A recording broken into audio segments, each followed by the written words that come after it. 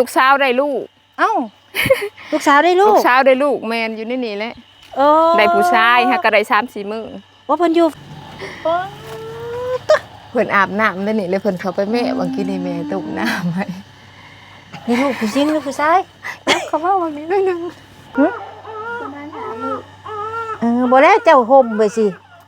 โดนปานใดจังสิเปิดนี่แม่นประมาณฉันบ่เจ้าอยู่ก็แบบสิเลยให้เหือออกกลัวน้องรถจะน่ายแหละเพิ่นก็เลยฝากเงินมาให้ข่อยมาให้เจ้า5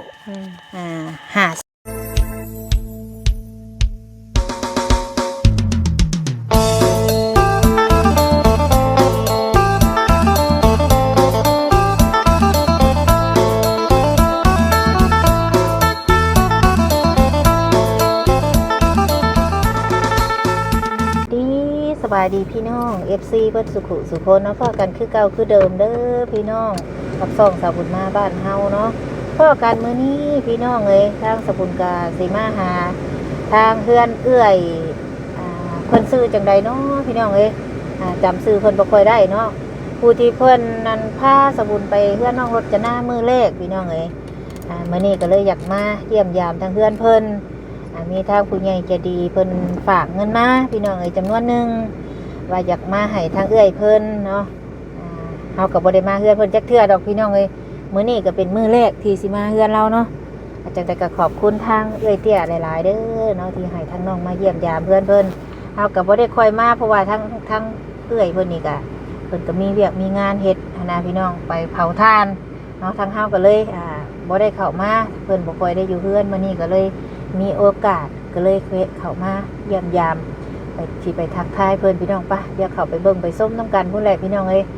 ไปถามข่าวเพิ่นก่อนเป็นจังได๋ครอบครัวเพื่อนซ่านเพิ่นเป็นจังได๋เฮาก็บ่เคยมาสัมภาษณ์เนาะมื้อนี้ก็ถือว่ามีโอกาสที่ผู้ใหญ่ให้เป็นสะพานบุญให้พี่น้องเอ้ยป้าเด้อพี่น้องเอ้ยเพื่อนเราบ่นี่เพิ่นซ่านลานแป้นเพิ่นพ่อนี่เนาะเดินทางเลยพี่น้องเอ้ยเพื่อนของเพิ่นได้อยู่นี่เนาะโอ้ยังไงมาเล่นน้ำก้อนพี่น้องเอ้ยเคยเห็นแต่เราบ่เคยเห็นเพื่อนจักเทื่อ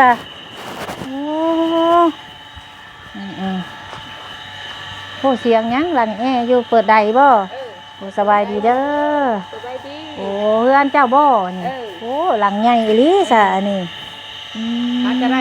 เพื่อนนึงเห็ดเอ้าไปไสนั่นมาพี่ทางมหายังเป็นพาไม่เหี้ยอยู่ทางบ่หนามาสบายดีก่อนให้เพิ่นพามาบ่จักเฮือนว่าซั่น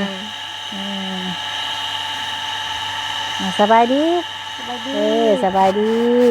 ไปใช้เฮือนนั่นถามหาเฮือนเจ้านี่แหละโอ้ไม่อันนี้ก็เตรียมไว้เฮ็ดบ่ไม่เนี่ยเตรียมเป็นเฮ็ดสิก่อเฮือนพร้อมบ่บัดนี้ว่าจะเฮ็ดเฮือนไผนี่ตอนกับโอ้สิก่อไปพุ่นตัวนี้นี่สิบ่ได้ก่อบ่โอ้ข้าวฟ้าเบิดแล้วบ่นี่บ่ก็ได้ไปชมกับเพื่อนได้เพื่องนี่กับเพื่องนี่ยังทั้งหน้าก็ทั้งพุ่นทางหน้ายังพาไม่เหี้ยอยู่ใครอยู่ใหม่ก็พาเอาเองบ่พาเอาเองแน่แล้วก็ซื้อแน่ซื้อแบบเขาซื้อใหม่เป็นต้นโอ้ซื้อใหม่เป็นต้นแล้วมาทำเฮ็ดเอาเองบัดคนอนุญาตถามเนาะทั้งเอื้อยเพิ่นซื้อนี่ได้ลืมเลยเคยบ่ซื้อแพงนะอายุจักปี37 38ถามแม่เพิ่นก็บ่ฮู้ถามหมู่เฮา17 รุ่นน้องเฮาอย่างพี่น้องเลยเนาะแม่นไปพี่น้องหาย่างไปทางไหนก็ได้มาพี่รถดื้อไปสิเมื่อแล้วบ่ล่ะอยากเมื่อก็ได้เฮาหาตะกี้ก็ถูกยากคือกันเลยเด้เฮือนหลังเก่าก็ได้โอ้ตะกี้ตัวนี้เป็นเฮือนหลังเก่าแล้วก็บุกบืนสู่ทนคือว่าหั่นแหละชีวิตเนาะโอ้ทางนี้ยังบ่ทันแล้วทางนี้ยังบ่ทันได้ตั้งได้จักปีแล้วนี่มันบ่พอหาก็ได้มง18 ปีนี่แหละของข่อยหามาเฮือนผัวแหละบัดนี้เฮาออกเฮือนต่างหากเนี่ยมาพี่เฮาออกเฮือนต่างหากบัดลูกกุ๊กกัวแท้นี่บ่แม่นลูกสาวได้ลูกเอ้าลูกสาวได้ลูกแม่นอยู่นี่แหละได้ผู้ชายฮะก็ได้3-4 มื้อว่าเพิ่นอยู่ไฟบ่เดี๋ยวนี้แม่นขอดหลอดเล่มใส่เฮ้ยเบิ่งนี่ขอดหลอดเล่มใส่เอาลูกอันสาวไปห้องหมอเบิดอยู่2 ปลาย 2 ล้านปลาย โอ้ไปคลอดลูกอยู่ห้องหมอ แม่นไปคลอดลูกอยู่โรงหมอ ใช้โทรศัพท์เครื่องหนึงเข้าไปเบิ่งใกล้ๆได้บ่เพิ่นบ่อายบ่ ได้บ่เป็น ไว้ หยัง พี่น้องคอย เพิ่น สิพาทุกคนเข้าไปเบิ่ง เพิ่นกำลังเมบอยู่ อันพี่น้องเอ้ย เพิ่นอาบน้ำ อ่ะเดียวกัน อันนี้พี่น้องคือคนบ้านนอกของเฮาน่ะเพิ่นอยู่กำอยู่ไฟ แม่น บ้านเฮาข่อยก็เคยอยู่ในนี่คือกันพี่น้อง แม่ ส น มุนก็เคยอยู่ลูก3คนก็ย่างไฟแบบนี้แหละพี่น้อง อืม บ่ได้ว่าสิไปนอนอยู่ห้องหมุดห้องหมอแบบเฮามาอยู่ไฟอยู่กำ แม่น พี่น้อง อัน ไป เฮาตะกี้ก็ได้ลูก4 คนน่ะก็ได้ธรรมชาติแล้วก็อยู่ไผแบบนี้แหละ เบิ่งเด้อพี่น้อ อั ง นนี้ เข้าไปเบิ่งก่อนขออนุญาตเด้อพี่น้องเด้อ อันนี้ เด้อ ว่าเพิ่นอยู่ก็ โจ้พี่น้อง เพิ่นอาบน้ำได้นี่เลยเพิ่นเข้าไปแม่บางกินนี่แม่ต้มน้ำให้ นี่ลูกผู้สิโอ้โห ได้ผู้ชายพุ่นคนน้อยติง อันนี้น่ะนอนเม็ดท้อง แม่นแล้วเฮาปกหัวปกหางค่ะเด้ เบิ่งนี่พี่น้อง อนุญาตเด้อร้านหน่อยเพิ่นให้ โดยเอาแต่ได้จักมือ หาก็ได้3มื้อ แล้วโอ้ยจักไห้เลยโอ้ยพี่น้องเอ้ยดนปานใดจังสิได้ลูกนี่อีหล่ะหึ ประมาณ3 มื้อ บ่แล้วเจ้าห่มไปสิดนปานใดจังสิเปิดนี่ แล้วพี่ เพื่อออกพุ่นแหละ ป้า เพื่อออกพุ่น เฮาก็อยู่ไฟอยู่แต่เฮาบ่ได้คุ้มขนาดนี้เด้พี่น้องเบิ่งนี่เพิ่นย่างไฟแต่ทั้งลุ่มนี่ก็มีไฟอยู่นี่ก็กินน้ำร้อนโอ้ยพี่น้องเอ้ยอันนี้แล้วชวนใช้ผัวเพิ่นจ้ะ หัวเพิ่นไปเฮ็ดอัน เออ เวียกคุกของน้ำเขาจะ โอ้ชวนเมียข่อยน่ะอยู่กำบ่พี่น้องชวนข่อยน่ะเวรกรรมว่าซั่นโอ้ยไปพี่น้องบ่ไหวเด้อ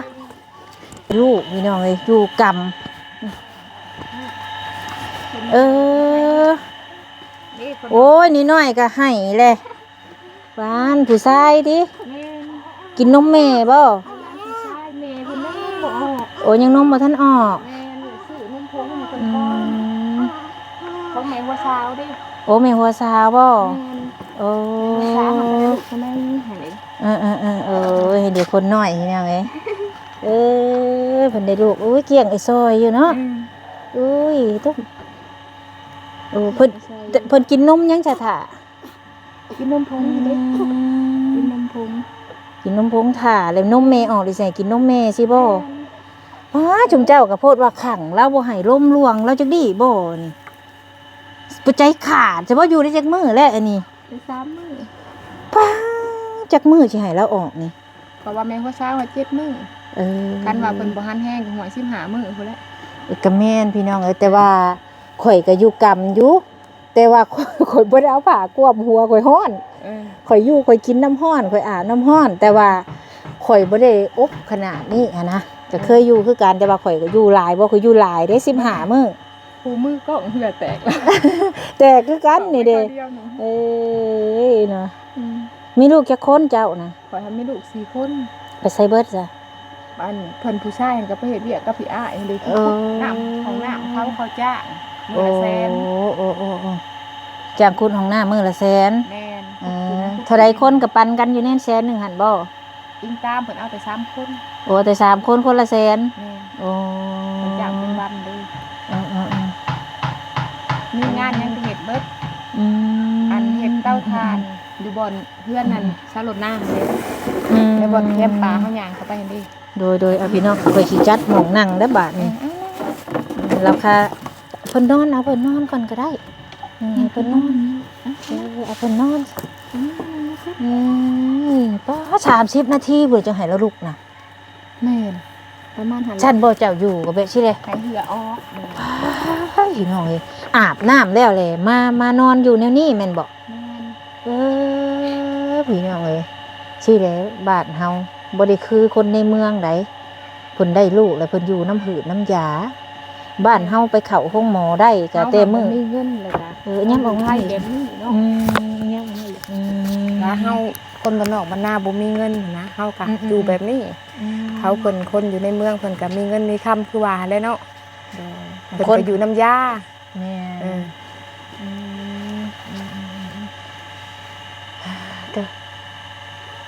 ขนาดเฮาอยู่ซื่อๆเฮายังฮ้อนได้ลูกเดือนนี่ได้หมอนี่ก็เดือนนี่ได้เดือน4ได้หมอนี่แต่ว่าข่อยอยู่แต่ว่าข่อยเปิดนี่มันโล่งเด้ข่อยฮ้อน ก็แม่นหั่นแหละ ข่อยบ่ได้ว่าสิมานอนคุมหัวแบบนี้ข่อย เพิ่นว่าแม่เอ้ยสำตกนรกเพิ่นว่า เอาอีกอยู่บ่ แม่ว่าอ้าวอยู่ไผมันสิธรรมดานะเนาะ บัดแล้วแม่เว้าน้อยหนึงบ่ได้เนาะลูกเต้า เฮาอยากให้หัน ความ แห้ง ลำ เด้ บากแม่ เฮาอยากให้ลูก ก็อ หั ยู่ น คือ แห้ กัน ง ข่อยก็อยู่ไฟคือกันลูกก็ข่อยก็สิ เฮาก็มีแต่อยู่ไผเอาเฮาก็บ่ได้อัน ผู้นี้ข่อยอยู่บ่แม่น13 มื้อบ่ผู้นี้ข่อยยังอยู่หลายมื้อ ข่อยหามเป็นแม่หัวสาวหามื้อ อุ้ยเจ้าจะอ้อมละลายเราแห้งฮ้อน บัด บ่ นี้ ได้มีแนวกลัวเพิ่นบ่ บ่บ่มีแนวกลัวเพิ่น ได้มันได้หลานจักคนแหละก็ได้ผู้แรก ก็ได้ บ่ ผู้เดียวนี่แหล้ว เออ แล้วก็ผู้แรก หาก็ได้ผู้แรก เครื่องอันนี้กับพี่นางเพิ่นเอาให้พวกป้าเอาให้ ใส่ไปก่อน เออ ไปทำยังไง เพิ่นเอาให้ เบิ่งแน่พี่น้องเรานอนอยู่จนเมื่อยมาเฮือนเราพี่น้องเอ้ยมื้อนี้เคยเห็นแต่เราไปทางเฮือนรถจนาก็เลยว่าข่อยบ่ฮู้ได้ว่าเฮือนอยู่ไสไปรถพาไปแน่ว่าคือเรานี่ครอบครัวก็มีให้มีหน้าบ่พอได้เฮ็ดได้กิน มีหน้าอยู่ รถเถาะรถไทยก็มีเนาะ ตะกี้หามบ่ได้มีคือกันเฮาหับเลี้ยงงัวเขาแล้วบัดนี้เลี้ยงงัวแหละทึนมาตั้งไว้กำไรมันปันกันเลี้ยงงัวคนบัดแกงกองแล้วบัดนี้ได้4โต5โตนี่แหละแล้วได้เปลี่ยนรถไถให้3โตรถไถเก่าเขาหั่นนะ โอ้ก็เลยเอางัวไปเปลี่ยนเอารถไทยเก่าเขา แม่นแบบมีคนจะขายอีหยังหั่นนะแล้วก็ได้พอได้ไถหน้าบัด นะก็มีพอได้เฮ็ด ตอนที่แรกกับบริมีก็คือว่าหั่นแหละเพราะว่าชุกข่อยมาก่อนเด้อันนี้หาดินเป็นดินรัฐบาล เพิ่นแบ่งให้ ตัวข่อยอยู่นี่บัดนี้ดินหน้ากับดินรัฐบาล เพิ่นให้แต่ว่ามีเป็นตะดินเรียบร้อยบัดนี้ แม่นมีเป็นตะดินเรียบร้อยมีแต่ว่าเฮาอยากได้ก็เฮาสู่ชนขึ้นไปอยู่นะ หาซับซาวเอาเนาะ เฮาซับสาวเอา เฮ็ดตัวเป็นป้ากันยังตัวเป็นให้หน้าก็มีได้ปีนึงได้หลายบ่ได้เฮ็ดนา ได้ปีนหาได้เขา35ซอบก็กินตั้งแต่ก้นซะว่ากินตั้งแต่เกี่ยวยังเขาหา10ซอบถึงเฮือน ก็ยังดีแบบว่าเฮาผัวพ่อเมียเพียงเนาะ แม่นก็ซอยกันไปหากันไป บ่ได้เผาถ่านบ่ช่วงนี้ เผายังพาได้จกว่าสิจกตัวแรกนี่แหละ เอาอีกอะไร โผหันยังไปมานา ยังบุลุกอยู่ได้บ่นี่ เหือออกแล้วบ่ลูก เหือออกแล้วบ่ ลูก อาบน้ำร้อนแล้ว บ่แม่นรับเลยแล้วบ่ อาบน้ำร้อนแล้วก็เอาอันนี้มาเต็งท้อง แม่แบบเฮาอาบน้ำร้อนควันไผ ฟูอยู่กรรมกับควันน้ำกันเด้พี่น้องเอ้ย ของมันต่ำเด้เนาะมันรูมมานี่ตอนที่แรกเฮ็ดหางอยู่เนาะพุ่นมาดิแล้วพัดมือน่ะพ่นดำมาดิคือสิตกแล้วพากันฮุบเข้ามาอีกเพราะว่าอยู่เนาะมันสิสวยกว่าว่ะ ก็นอนอยู่นี่ได้ตินอนเฮียนบ่น้ำกันบ่ ชุกข่อยหานอนในเตียงนี่แล้วในตาราง นอน ก็นอนในทางรถพอเพิ่นเอารถไปแก่พื้นอยู่หน้าพุพอเพิ่นข่อยแล้วว่าตักน้ำกินมาในเด้อน้ำกินเบิดแล้วข่อยว่าหั่นแต่กระตุกเปล่าแม่นกินน้ำก็จะมาส่งเขาก็ยากกับอีกอย่างนึงก็เฮาก็บ่มีเงินซื้อก็แม่นซื้อเทื่อละตุก2ตุกแล้วบ่กุ้มกินบัดนี้คนเฮือนหาผัดสำว่ามันแดดแบบนี้เฮาเฮ็ด รวมจะเบิดอยู่น้ำกันมีจักคนเฮือนเจ้า อันสุข่อยหา4คนแล้วบัดนี้ลูกเคยกับลูกสาวมาตื่นเป็น6คนเดี๋ยวผู้เขาโสดเขายังก็มี แม่นลูกชายก็โสดลูกสาวก็โสดแต่ผู้อันหมู่อันสำรถหน้านี่เพิ่นไปเฮ็ดงาน ไปแล้ว ไปรับจ้าง โอ้ผู้ที่เจ้าว่าละมาแต่เฮ็ดเวียกว่าหั่นบ่ แม่น ไปเฮ็ดเวียกหยังนะ ไปเฮ็ดเวียกอันเป็นแม่บ้าน เป็นแม่บ้านเช็ดทูเฮือนเพิ่นนี่แหละ เฮ็ดอยู่ไส เฮ็ดอยู่เวียงพุ่น โอ้หมู่รจนาไหนไปแล้ว แม่น ไป กับลูกป้าอยู่เฮือนเทิงหั่นเด้ไปกับซาวดา เพิ่นให้เดือนเท่าไรไปทำงาน เพิ่นเว้าหาไปตะวิทย์ให้ล้านห้าว่ะบัดแล้วเป็นแล้วสิขึ้นให้ช่องล้านกินอยู่นำเพิ่นเว้า เขาก็เลยไป แม่น เขาว่าอยู่ได้อีบ่มัน อยู่ได้อยู่พออยู่เพิ่นว่ามีแต่เฮาเฮ็ดเวียกบ้านตอนเช้าเนาะ เท่าไรก็เฮ็ดเนาะโอ้หมู่รถหน้าที่ว่าเราไปเล่นน้ำรถจะหน้าน่ะไปแล้วเนาะไปเฮ็ดเวียกได้ เอ้าพี่น้องเอ้ยมื้อนี้ก็ทางสบุญก็มาหาทางอิหยังนะชื่อเจ้าน่ะลืม ซื้อ เลย แพง ซื้อแพงเนาะพี่น้องเอ้ยเราเป็นคนที่ว่ามื้อนั้นเฮาพาเฮาไปหาทางน้องรจนาพี่น้องเอ้ย แม่น ก็บังเอิญน้องรจนากับบุญวาสนาเรามีพี่น้องกับผู้ใหญ่ให้ตามมาเนาะถือว่าทั้งน้องเพิ่นนี่บุญหลายได้ แม่น ข่อยไปถ่ายก็บ่แม่นมีแต่น้องรจนาถ่ายหลาย แม่น คนหลายครอบครัว อัน ข่อยถ่ายแต่ว่าเรานี่บุญวาสนาเราหลาย แม่น ผู้ใหญ่เพิ่นก็เลยเห็นหั้นนะ อืม บุญละหลายอีหลีก็สาธุช่วยเขามีห้างนั่งหมายพอได้มีเฮือนมีซ่านอยู่บัดนี้เนี่ยอื่นคอยเฮ็ดคอยหาบัดนี้เนาะ ซุ่มเขาหับมาน้ำลังคือเขาแม่นางรจนามาน้ำลังตะกี้ก็เราเอาผัวเพราะว่านางรจนาหาบ่แม่นลูกของอ้าวเด้ โดย เพิ่นเป็นแม่ห้างอ้าวกันกับอ้าว โด บัด ยผู้อยู่เพิ่นเว้าให้ฟังอยู่ อืม แล้วเราให้ฟังอยู่อืม เราก็มีลูกชายกับ2คนก็จะไปเฮ็ดงานคือกันนั่นน่ะค่ะ เขาไปเฮ็ดงานไปแล้วส่วนลูกชายแล้วโดยแล้วเราให้ฟังอยู่ อืม เอ้าถือว่าบุญแล้วก็ถือว่ามีเฮือนมีซ่านอยู่กับใคร ก็ แหละ แม่น บัดนี้ เฮา เนาะ ก็ยังว่าเฮาก็ดีใจนำ อืม เว้าแล้วก็เห็นผลดีใจได้ เลยดีใจที่ว่ามีผู้ใหญ่เพิ่นช่วยแหละ เออ บุญวาสนาเขาก็สิมีสร้างมาร่วมกับผู้ใหญ่เพิ่นตะกี้พี่น้องเอ้ยคันว่าเขาบ่มีบุญวาสนานี่เฮาสิมาทายเท่าใดก็บ่ได้ แม่น คันว่าบุญกับน้องๆเพิ่นบ่มีหั่นน่ะเนาะ อืม เอ้ามื้อนี้พี่น้องเนาะมีทางผู้ใหญ่ใจดีเพิ่นเนาะผู้ที่เพิ่นช่วยครอบครัวน้องรจนานี่แหละเพิ่นก็เลยฝากเงินมาให้ข่อยมาให้เจ้า อืม 500,000 อืม เอ้า ขอบคุณขอบใจหลายๆเด้อแม่บุญก็ให้อยู่ดีมีแฮง โดย ผู้ใหญ่ใจดีก็ให้เพิ่นอยู่ดีมีแฮงหายจากพยาธิโรคาเด้อ โดยสาธุเนาะเอ้าเพิ่นฝากมาให้เพิ่นเอาไปให้แล้วนี่เด้อเพิ่นว่าฮู้จักเฮือนเพิ่นบ่ขอยว่าบ่ฮู้แหล้วเคยเห็นแต่เพิ่นมาอยู่หันว่าก็เลยให้รถจนาพามา เฮาหาคนหากินเนาะสว่าเที่ยวไปเที่ยวมาแหละ โดยใครก็ เดียวกัน บ่หาก็บ่ได้กิน แม่น คันอยู่ซื่อๆน่ะบ่ได้กินไผก็ได้คันหาแล้ว ไผ บ่ได้กุ้ม ไผบ่เห็นไผก็ว่ามีแต่ว่ามีแค่ได้กินก็หาบื้นกายไผมัน หาเลยเฮานอนอยู่ซื่อบ่มีกินนะ อืม คนเฮานะต้องเฮ็ดต้องหาคือข่อยคือกันเด้คนก็บ่ได้อยู่ล่ะเด้บ่ได้มาพี่ก็ไปทางอื่น อืม บ่ได้อยู่ไปทุกมื้อทุกยามนั่นแหละ อันข่อยหาได้เฮือนใหญ่ก็แม่นได้น้ำลูกบางหันเป็นสาวเด้เพิ่นไปเฮ็ดงา โอ้ น ผู้นี้บ่ แม่น โอ้ ไปกับอันผู้ชายหั่นคือเฮ็ดแบบนี้เลยเฮ็ดรับจ้างทั่วไปหันนะแม่ก็ได้พ่อก็ได้แล้วมาโฮมกัน รวมกันเฮ็ดเฮือน ได้เฮ็ดเฮือนได้เฮือนใหญ่นี่ก็ได้ โดย สำหรับสู่ส้นหาน้ำกันนะ ไปก็หาเนาะคันบ่หาก็บ่ได้กินพี่น้องเอ้ย ลูกสาววางหันเพิ่นเป็นสาวเพิ่นก็ไปเฮ็ดงานเด้ก็ได้เทื่อละ2ล้านถากให้พ่อแม่เพิ่น ใช่ยังบ่เปิดผ้าบ่ เปิดปิ่นมาพี่ดู ป้าเจอ หาเด้ ป้าไอ้อะดีอโลบาดนี่เป็นจังไดสิเป็นสิอยู่ได้จักมื้อบาดนี่เฮ้อบัดนี้ได้สิให้อยากออก 7 มื้อนี่มื้อนอนติ่งจนครึ่งชั่วโมงใจบ่ขาดสิบ่บาดนี้ ก็สิมาสับเอาควันไฟ พอแห้งแล้วเนาะควัน ขอย จับ สิได้ไปเป่าหันแหละน้อยๆอันนี้ก็กินนมแล้วรับแล้วเด้ เอานมนี่เพิ่นกินชามนมแม่เพิ่นออกว่าซั่นซะ แม่นน้ำนมแม่เพิ่นยังบ่ทันออก หาก็ได้3มื้อนี้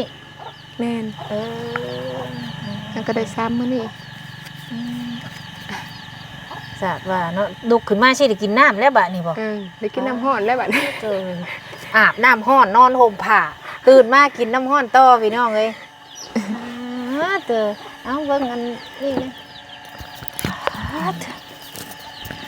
ร้อนโพดโพดิรอพี่น้องเอ้ยกินเบิดมื้อจักหม้อน้ำร้อนนะ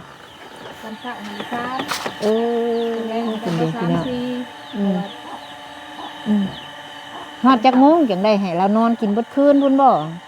บ่ตอนเช้า3 โมงลูกมาทานฮอดฮอด11 โมงแล้วพักผ่อนบ่ายนี้กินบ่ายโมงนึงฮอด7 โมงแล้วแล้วพักผ่อนฮอดมื้อเช้า3 โมงแบบนั้น 3 โมงเช้านี่ตื่นกินอีก ตื่นอาบน้ำเลยตื่นว่างเลย พี่น้องเอ้ยกลัวข่อยอีก ข่อยนั่นโอ้ยตะเวทน้ำตกดินแท้ ตะเวทประมาณ7 โมงแรงข่อยก็เรียบร้อยแล้วนอนแล้วมื้อเช้ามา4-5 โมงก็ตื่นต้มเพิ่นก็ต้มน้ำให้อาบบัดนี้ อยู่พัดเว้นเปลี่ยนก็เลยกับลูกเคย ลูกเคยให้อยู่หอด12 โมงข่อยนอนไปบ่ค่ะวันนี้หอด12 โมงก็คือลูกบัดนี้ ให้แล้วนอน เดี๋ยวให้แล้วนอน โอ้ ประมาณหอด3 โมงเช้า อืม แล้วลูกมาขึ้น เฮ็ดจังไดเนาะคันบ่เฮ็ดจังซี่ก็บ่แข็งแรงพี่น้องคนบ้านเฮามันก็แบบนี้แหละบ่แข็งสิไปตีใส่ผู้เพิ่นในเมืองก็บ่ได้ เกิดมามื้อตาเบิ่งโลกก็ล้ำนวดคนน้อยก็ได้เนาะกลางคืนฮู้บ่ ถ้าให้เป็นบางช่วง แต่เราน้อยขาวเนาะเฮ็ดขาวซอยอยู่เด้อ แม่เพิ่นก็เท้าพอเพิ่นก็เท้าเลย อื พอ ม เพิ่นก็นี่เนาะเพิ่นไปจ่อยชื้นๆที่เป็นแนวเลยว่า อืม พอเพิ่นให้ไปคิดให้หน้าอยู่ เดือดจ้างเขาเนาะ แม่ เป็นยังไงฮะเมื่อยบ่มีใจยังบ่ได้กินน้ำร้อนอยู่แล้วเรากับบุญพี่น้องเอ้ยนะโอ้ต้องปรุงร้อนแล้วเนาะทั้งตำทั้งไปสั่งมันบ่โล่งพี่น้องเอ้ย